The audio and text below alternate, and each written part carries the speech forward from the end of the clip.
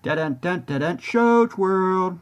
Welcome to Shoge World, gamers. Josh here, and as this week draws to a close, I wanted to take a moment to look at this week's new game releases, gaming announcements, and a few news stories. If this is your first time on the channel, make sure you hit that subscribe button to join in on the fun.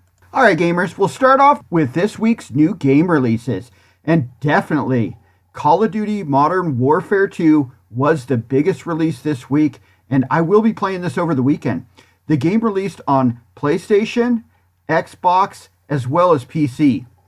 We played some of the beta here on the channel, so I will link that video at the end of this one. Also, we played some of the campaign, so I'll link that video also. Definitely check those out if you're on the fence on this game. I'm super excited for this. This is the best Call of Duty I've played in a long time. I'm ready to jump back into the franchise.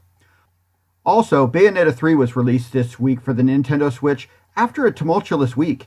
In the end, the game is looking really good and it's selling really well. This is a must-play for Switch owners. The game released today, and I'm looking forward to getting my hands on this game. There have been some reports of some frame rate issues, but nothing that breaks the games. The reviews are pretty good, so definitely check this game out if you're a Switch owner. Also, Gunfire Reborn was released this week on, well, just about everything. Versions of this game were released on the Nintendo Switch, PC, PlayStation systems, Xbox systems, even on iOS and Android mobile, and it's a Game Pass Day 1 release. Now we're going to check this game out.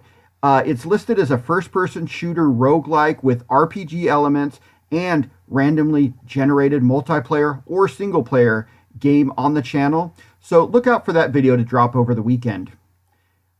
Star Ocean: The Divine Force also released this week for PlayStation systems, PC, and for Xbox systems.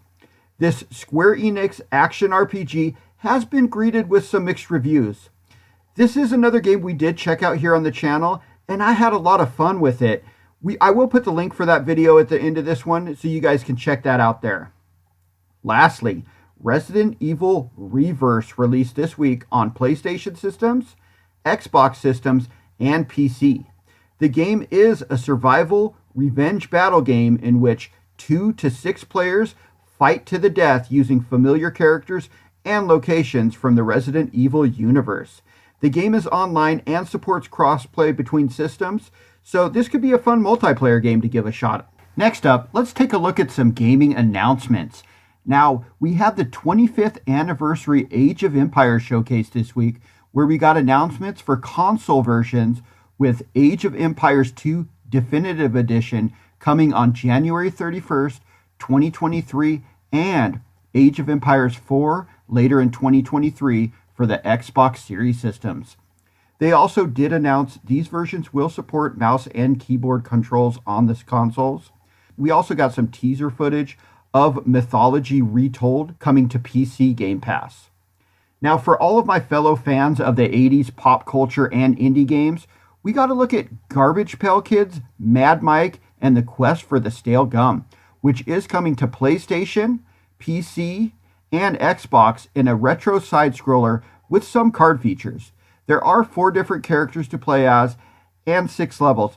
The game is actually out now digitally for under $10, so if you're a fan of the Garbage Pail Kids, I'd definitely check that out. Now, when it comes to games that refuse to die, Fallout 4 is joining the likes of The Witcher 3 and Grand Theft Auto 5 as it will be getting a next-gen upgrade for the PS5 and the Xbox Series systems. The update will be coming out for free next year. The update will include performance mode features for high frame rates, quality features for 4K resolution, gameplay bug fixes, and even Creation Club content. The announcement came via a Bethesda blog post detailing the company's 25th anniversary celebration of the franchise. Speaking of The Witcher, a few days after the Fallout 4 news, we got news that CD Projekt Red is making The Witcher from the ground up using Unreal Engine 5. This is the teased project that Witcher fans have been waiting to get info on. There have been no release windows, but it sounds like it's at least a few years out, so we're going to have to wait a while for this one. We also got a release date announced for one of my most eagerly anticipated upcoming games, and that's Wolong Fallen Dynasty. This action role-playing game, developed by Team Ninja and published by Koei Tecmo, looks really good, and it will be released on PC, PlayStation systems, and Xbox systems, including a Game Pass Day 1 release on March 3rd of next year. Alright gamers, let's finish up with a few news stories from this week in gaming. And we will start with some Metal Gear news. Now unfortunately, it's not a game, although there are sources saying that a Metal Gear Solid 3 Snake Eater remake is being worked on, so hopefully we see that soon. Now, in an interview with comicbook.com, actor Oscar Isaac gave a brief update on the possible Metal Gear movie, saying, "We want it to happen. Be excited. What's the story? What's the take?" But hopeful that comes to fruition because there's so much potential for that. It's an incredible game. It's my favorite. This does sound as though they are a ways off from even the start of filming, but Isaacs is passionate about the project, so let's hope he can make it happen. Now, in a really cool news story, a PlayStation gamer named Jonathan Grimm actually went through the tedious task of scanning the manuals for every single US PlayStation 2 game, including major variants, in 4K resolution. There are multiple download options, and it's completely free. If you search for Kirkland's Manual Labor, that's Kirklands ManualLabor, and Sony PlayStation 2, you should easily find it, and you can download it yourself. Rocksteady Studio appears as though some major changes are coming, as the studio heads and founder have both left the company. WB Games has been downsizing, and if they do cut their gaming budgets, which is expected, this will definitely affect Rocksteady, as the DC Universe games, including the Batman Arkham series, Gotham Knights, and the upcoming Suicide Squad Kills, the Justice League, have been their main focus. Now, I have seen a lot of reports since the latest NPD, which does give us a look at game and console sales in the United States.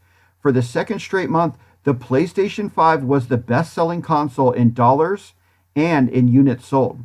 Now, the Switch was second in console sold, but third in dollars, as the Xbox Series systems did surpass it in that mark.